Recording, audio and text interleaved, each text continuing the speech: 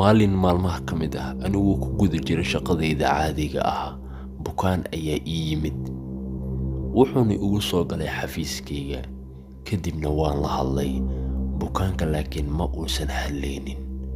geesaha ayuu mar walba fiirfiirinayay waxaan islahay ninkan waa nin walwalsan ama buuq ayay si kale ugu furan yihiin anigana waa ku wanaagsanaa cilmu nafsiga intaan aayar fiiriyay indhihiisa ayaan waxaan dareemay in bukaankan wax uu ka tabanayo cabaar ayaan fiirinayay oo waa ribood gareeyay siduu asaga ahaa kadibna waxaan isku dayay inaan seexiyo markii aan seexiyo cabaar 12 daqiiqo uu jifay wuxuu isku dayay inuu indhaha taagtaago mana garan karin laakiin meel ayuu fiirinayay oo meel gees ahayd kadibna asaga oo idil ayaan ku maqnaa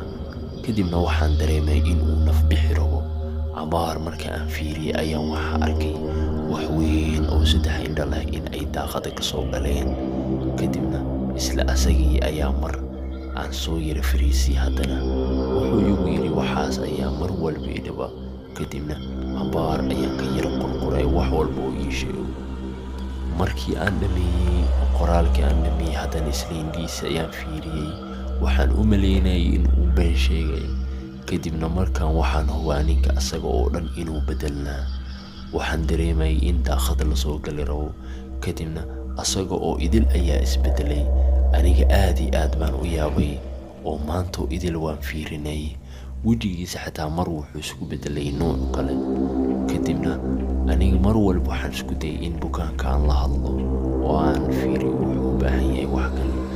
kadibna cabaar waan ku wareeray asagoo idil kadibna warqadda ayaan waxaa uu qoray